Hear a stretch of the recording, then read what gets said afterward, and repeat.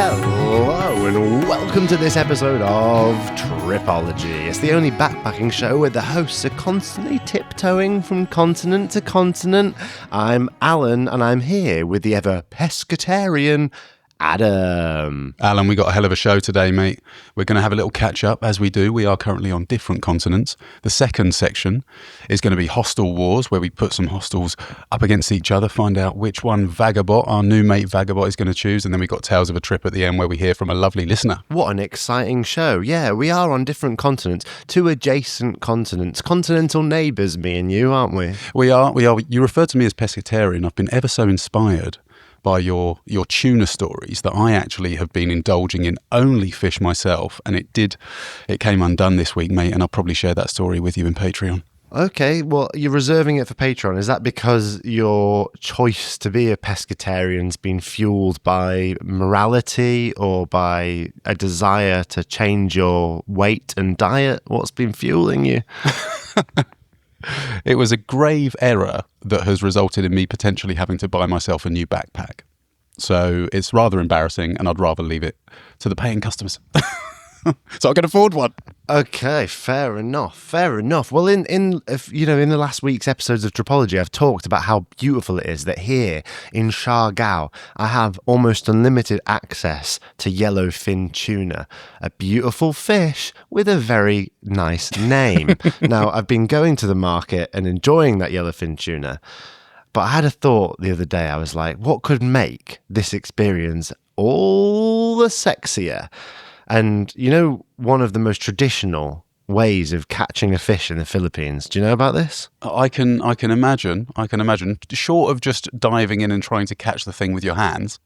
Well, it's basically that. The Philippines is home to some tribal communities that basically invented underwater spearfishing, free diving, going down, holding your breath, sinking down to the bottom of the ocean, going across the ocean floor, harpooning a fish, carrying it back to the surface and feeding your whole family using it. So, I mean, while I'm here, I've got to experiment with that, haven't I? Spearfishing. Yeah. No, I would have said you do have to experience that. Thanks very much.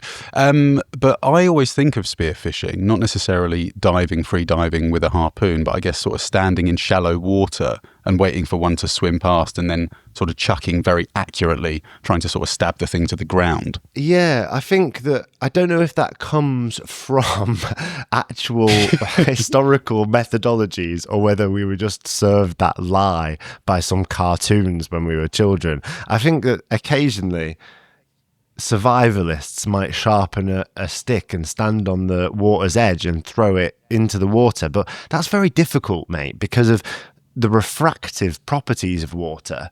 You won't ever quite know where the fish is beneath the surface. You'll think it's a few inches forward or back because of the way the light refracts. You'll be very inaccurate with that spear. And the Filipinos knew that a long time ago. They thought, well, let's get on the fish's level, below the surface of the water. We have the same refractive properties there. We're going to go hunt the fish on a level playing field.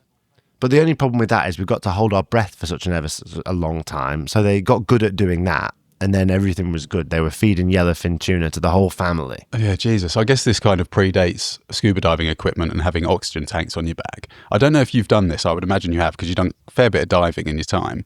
Have you ever stayed on the bottom of the ocean and had a diving instructor hold a rock above your hands?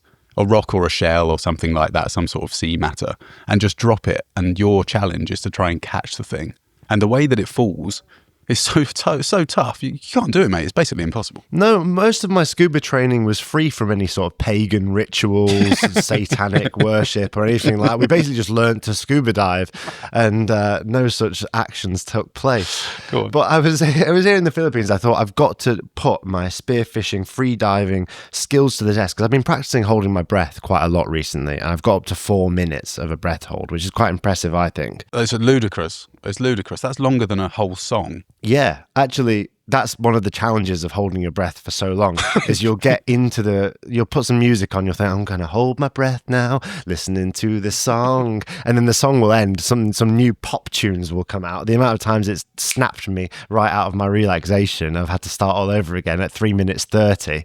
It's a real nightmare. There will be people listening to this that think that 4 minutes surely can't be true. 4 minutes is such an enormous length of time to be holding your breath underwater. When I first tried to hold my breath properly, I got 2 minutes, which is already quite long, I think. But, I used to play trumpet as a kid. I often take my mouth shut at night. So I've already got good respiratory habits, and I think that contributed to my elongated breath hold. But very quickly, with some training, I do O2 and CO2 tables where you get your body used to heightened carbon dioxide and less oxygen. Within a week of committed training, I doubled that time, 4 minutes, without not even a sip of oxygen. That is incredible. So I guess what compounds this issue when you're underwater is not only the pressure, because I don't know how far you dive down, but is it 5, 7, maybe even 10 meters? And then you've got to exert yourself with a harpoon or spear, chasing fish that are trying to run away from you. Yeah, so 4 minutes is my static breath hold, but of course any kind of movement throws that time off quite considerably.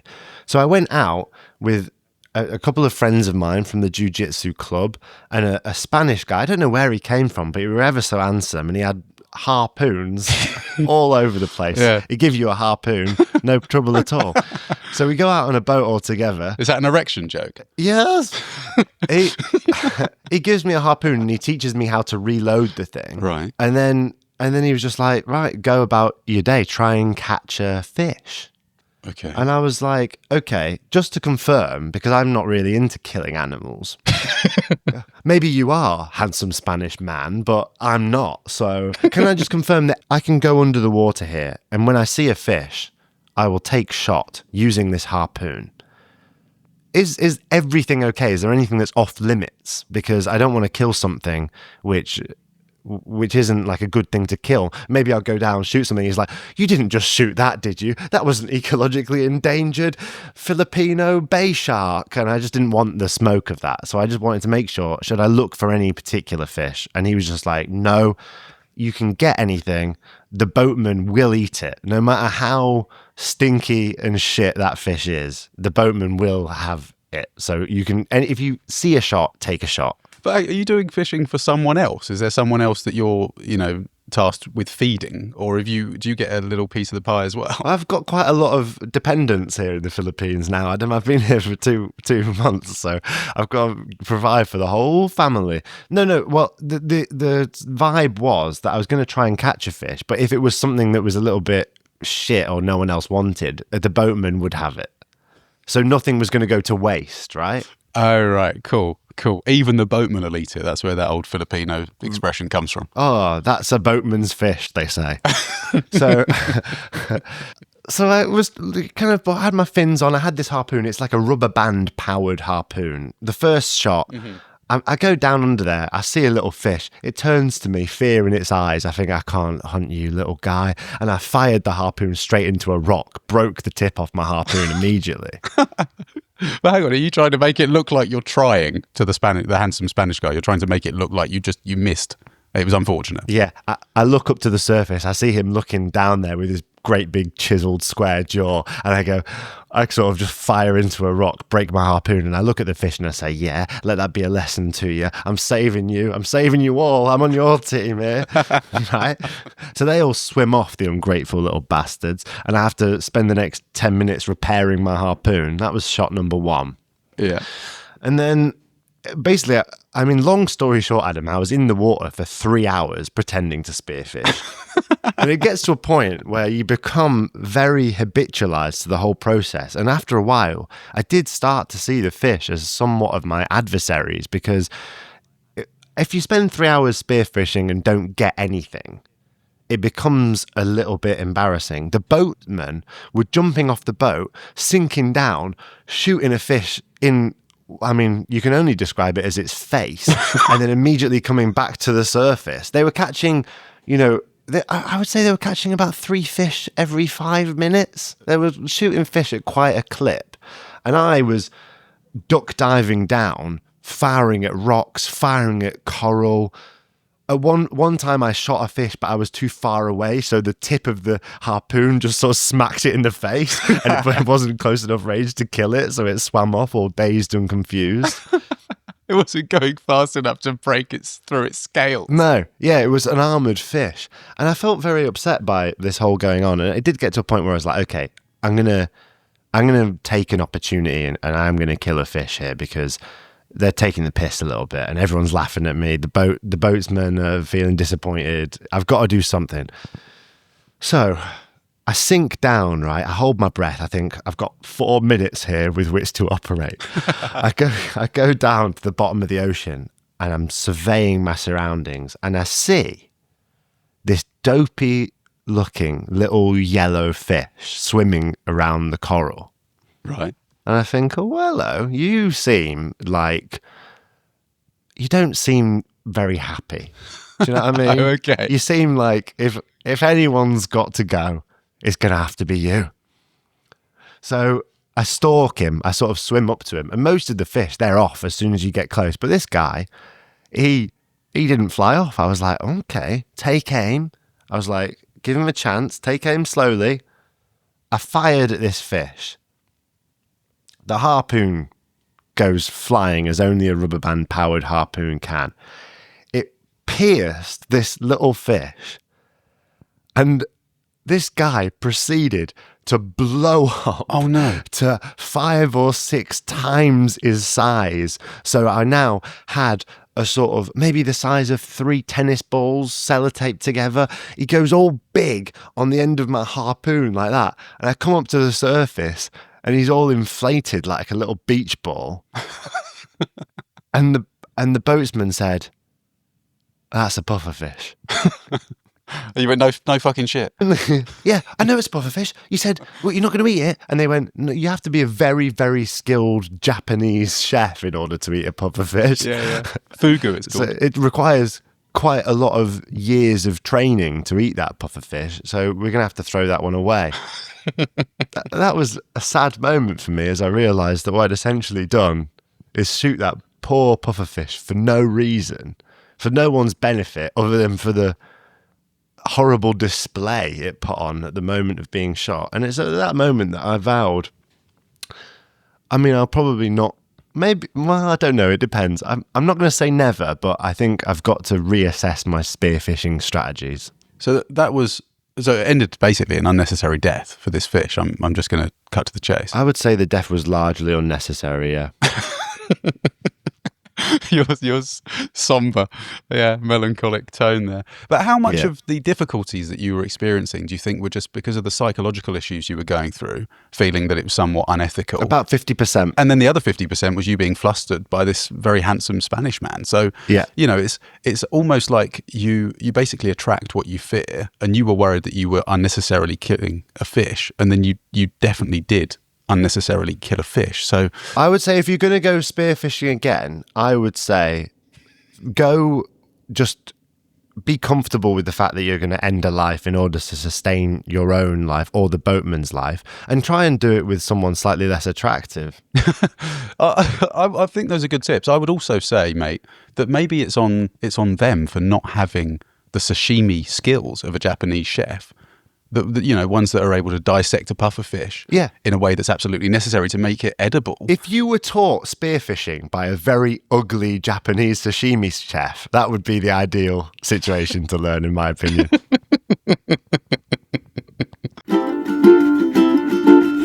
Many of us go travelling to find ourselves, but what does that really mean? Yeah, a lot of us go travelling searching for meaning, and while you certainly can find some answers climbing up a mountain or snorkeling in a beautiful reef, sometimes we need some help to even ask the right questions. That's why we've teamed up with BetterHelp in a paid partnership that offers you the chance to try therapy. You know what it's like, Alun. Moving countries, time zones, jumping around from hostel to hostel, having no schedule. These are reasons travellers often rule out therapy. I've been using the service for 6 months and I've travelled a lot during that time. Organising therapy sessions using the online platform couldn't be easier. I've been working with my therapist on some deep-rooted issues, and I'm now in a much happier place. Yeah, starting therapy with BetterHelp literally couldn't be easier. You simply fill out a questionnaire and you'll be matched with a therapist as soon as possible. It's also easy to switch therapists at any time with no extra cost. BetterHelp strives to pair you with a therapist that's right for you. With thousands of positive reviews, us included, BetterHelp is a platform you can trust. Click the link in the description or go to betterhelp.com/Tribology podcast and get 10% off your first month of therapy. From an authentic experience going down and spearfishing at the bottom of the ocean to the most authentic travel experiences curated by our very own travel AI, Vagabot, we're going to go to Hostel Wars. Hostel Wars. That's right, Hostel Wars, an item in which we get Vagabot, our travel AI, to choose where it wants to stay. It's always seeking the most authentic travel experience. And of course, by most authentic, Adam, it means the shittest. The shittest, that's what we all strive for. It's the shittest, it's the cheapest, it's the most difficult, it's the hardest to stomach. Where is Vagabot going this week? Well, we randomly generated a location to pick reviews from, Adam, and we landed on Guatemala City in, of course, Guatemala. Guatemala's eponymous city. I have actually been to this place. I didn't choose the hostel that I stayed in because, of course, I want to find Vagabot a much more authentic experience than I would ever have for myself. But I'm the Hostel Wars champ, Adam. Last time Vagabot chose to stay in my hostel, the worst hostel that I could find. So shall I go first? Shall I bring you a terrible review of a hostel in Guatemala City? Absolutely do. I think that speaks to the fact that you're probably a better traveller than I am. You know what's more authentic. So let's hear it. I do fancy my chances, I've got to be honest, but let's go for it. Of course, and we know that the grand prize, if Vagabot chooses to stay in your hostel, we will name and shame that hostel live on the podcast. Here is my review for a hostel in Guatemala City, as of yet unnamed. This person's 31 to 40 years old from the USA. Perfect.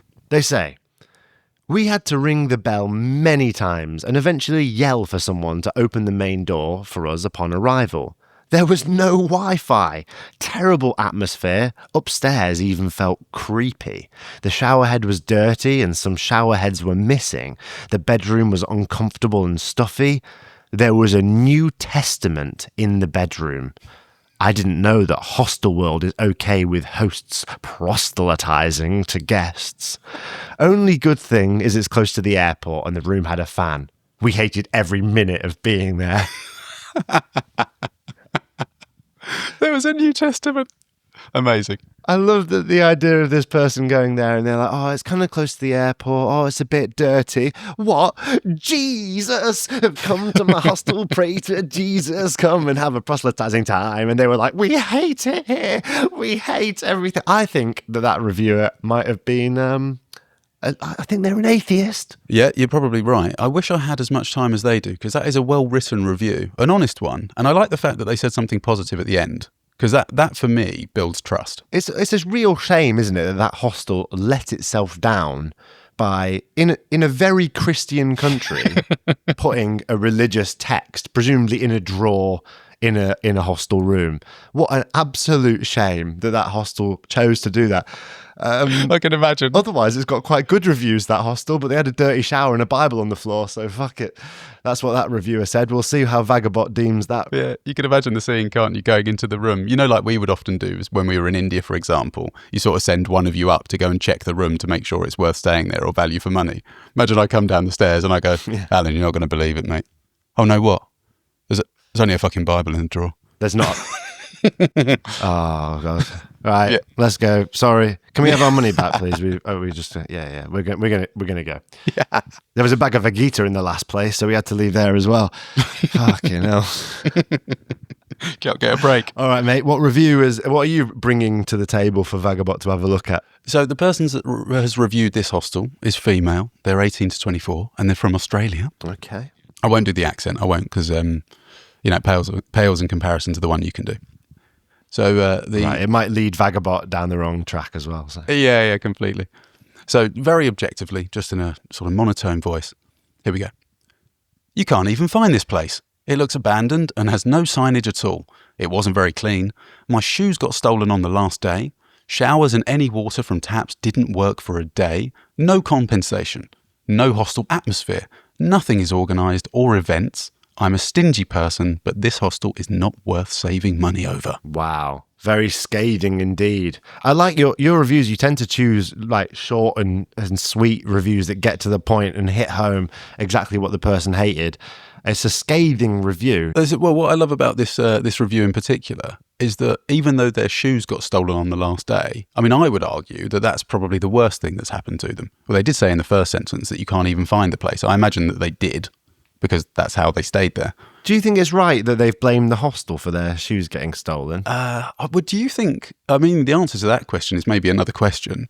Do you think that it's the hostel that breeds a culture of trust, or is it the individual travellers that stay there? A little from column A and a little from column B, I'd have to say, I think. I think it's nice if a hostel has lockers, but shoes, I mean, they're sort of fair game, aren't they?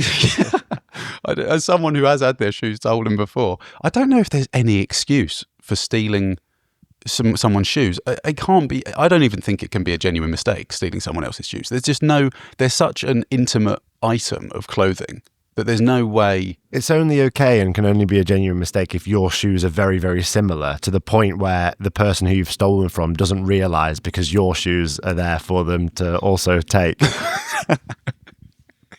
Yeah, or if you get some sort of fortuitous upgrade. So that would be fun. Yeah. Well, there you go. Let's have a look at what Vagabot has to say. Let Vagabot choose the most authentic hostel, and then we'll name and shame the result. Vagabot 3000's decision. Adam's Hostel. Want to know why? Because nothing screams authentic quite like showing up to what looks like a post-apocalyptic squat, losing your shoes, and rationing water like you're on a desert island. I'll be arriving immediately, barefoot and thirsty. Book me in. Peace. There you go, mate. You win that round. Vagabot's going to stay in your hostel. I'm so pleased. I am so pleased. As you know, we do have to reveal the name of the hostel, and that is Central Hostel. It's about 4.11 kilometres from the city centre, just so you know you got the right one. I do also want to say, even though I feel good for winning, the overall review, the overall rating is 8.3 stars on Hostel World. So, you know, read a few reviews before you choose the hostel. I stayed in that hostel. It was amazing, but I got my shoes stolen. No, it was. Did you really stay in that hostel? Yeah, I think actually one episode of Tripology is recorded in Central Hostel in Guatemala City, maybe. Oh, fabulous. So, well, the last line of the review says that this hostel is not worth saving money over.